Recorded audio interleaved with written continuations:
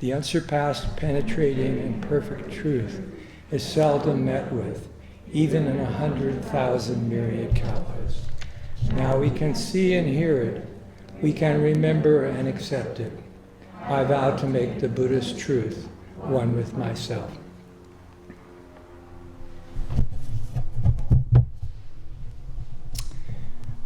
What I'd like to talk about this morning is freedom and responsibility. I thought it's a very good pair of things to talk about.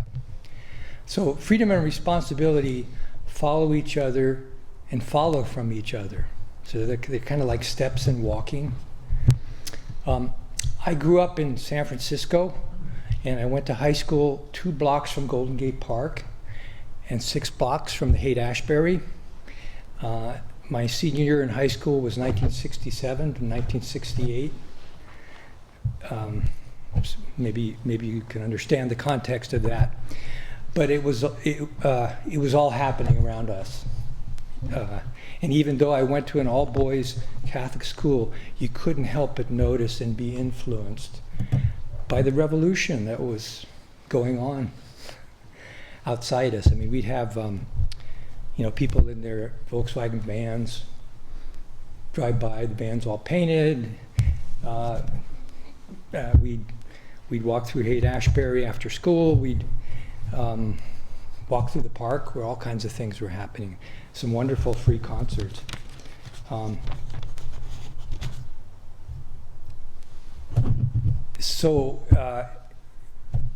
think that time was a good time. It was also a time of a lot of suffering and trying things out, and some worked, some didn't work. Master Jiyu used to say that it was a revolution of a generation, So again, there were some really good things there. But my generation wanted to be free. Okay, there was that saying. I think I've got this right. Dogs run free. Why not me? There were some very responsible people that I ran into at that time.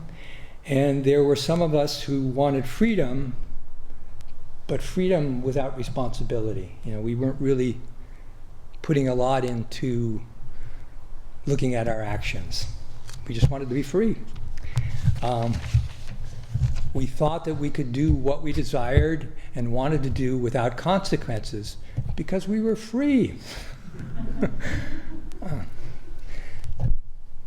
I mean, that's kind of simplification, but that's partly what was going on. So I looked up the word freedom in the dictionary, and I can see why maybe we were confused about what freedom means. So freedom is defined as exemption or liberation from the control of some other person or some arbitrary power. Okay, the second definition for freedom is being able to choose or determine action freely, ease of movement or performance, frankness or easiness. Well, it's kind of like you're trying to get away from something, to be free. I think the second meaning is maybe a little closer to what we mean in Buddhism by freedom, but anyway, we wanted to be free from all people above us. Okay, we tend to get hung up on the idea of freedom to mean freedom from restrictions, especially government rules and laws. Parents, teachers, whatever, but people that are above us. From a Buddhist perspective, freedom begins with generosity. This is something very interesting I found in looking up freedom in Buddhism, that it starts with generosity. We give something rather than we claim something. Generosity leads to moral living, which in turn leads to mindfulness. It's said that only the correctly established mind is a free mind. So it's not about getting something or being free from something. It's the correctly established mind is a free mind. Anjan Buddhadasa was a great Thai teacher in the forest tradition, a Buddhist monk, said that when we don't know ourselves, we don't understand life. When we don't know what life is, we can't know its purpose. So I think sometimes we have it a little backwards with what freedom really is. Okay. Freedom is about a clarity of what our relationship is to other beings and our world. Buddhism makes it very clear that we are not separate from others. Okay? Given that, we would want to act in harmony with all living things. In fact, we have a responsibility to live our life in a way that is peaceful and harmonious. So the dictionary definition of responsibility is actually quite good. Accountability, dependability, able to distinguish between right and wrong and to think and act rationally, and hence accountable for one's behavior. In Roar of the Tigress, Master Jiyu is talking to those who are taking a class from her down at the Berkeley Extension. I think it was in San Francisco. She says, Buddhism teaches responsibility. You are responsible for you. You are responsible for everything you do. There is nobody who is going to take the fall for you. There is no savior in Buddhism. When you find that what the real consequence of breaking the precepts is, you discover that the person you have hurt is you. Obviously, you hurt other people too, but you hurt yourself. Okay? And she additionally says a person who steals their own peace of mind. So responsibility is about a growing understanding of the law of karma and a deepening understanding of the Buddhist precepts. There's always more to learn about these. We just don't kind of get it all in one go. It's the experience of living, sometimes with mistakes, that we learn about these. So the Buddha said beings are the owners of their karma, heirs of their actions. They originate from their actions, are bound to their actions, have their actions as their refuge. It is actions that distinguish beings as inferior or superior.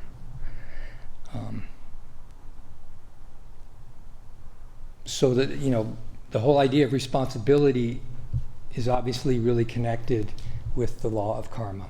Being responsible for our actions, being willing to look at our actions, and realizing that they have consequences.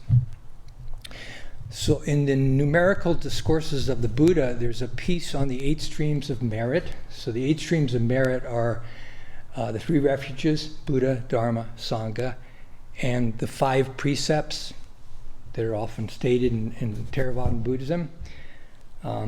It's interesting, in this piece, in the numerical discourses about the 8 streams of merit, the Buddha calls the 5 precepts the 5 gifts. So in Buddhism, precepts are not these, don't do this, don't do that. They're actually gifts. Okay, this will be clearer as I talk about it. So the 5 gifts, or the 5 precepts: we give up the destruction of life and abstain from it. We give up the taking of what is not given and abstain from it. 3, we give up sexual misconduct and abstain from it. And the abstain from it is really important, because we can give something up, but then we have to practice it. Okay, and it's in the practice, and in the practice over time, that we really keep the precept. So 4, we give up false speech and abstain from it. And 5, 5th precept, we give up alcohol and intoxicants, which are the basis for negligence, and abstain from them. So the really interesting thing here is what he says next, because after each precept, the Buddha says, by abstaining from these, the noble disciple gives to immeasurable beings freedom from fear, hostility, and oppression. The noble disciple will in return enjoy immeasurable freedom from fear, hostility, and oppression. I found it really interesting the way that he gave the order. You had to give something, and then you get something. So by giving freedom to beings, we receive freedom in return. By being truly responsible in our actions with others, we gain true freedom. I think that responsibility is more than saying, I'll take the responsibility for my actions. I think that's good, but there's something further there. What if our actions are not based on things as they really are? Because we can base our actions on anything, and sometimes we base our actions on delusion. In the Shishogi, Great Master Dogen says, none of us have more than one body during this lifetime. Therefore, it is indeed tragic to lead a life of evil as a result of heresy. For it is impossible to escape from karmic consequences if we do evil on the assumption that by not recognizing an act as evil, no bad karma can accrue to us. So, sometimes we're not seeing clearly, and we're basing our actions on what isn't actually the truth, the way things are. It's just our convoluted idea. So we have to honestly look into the consequences of our actions of body, speech, and mind, and ask the question, have we caused harm? And again, to quote Anjan Buddhadasa, and actually it's more correct to say that I'm paraphrasing this. He says, freedom is the moment-to-moment. Freedom is the moment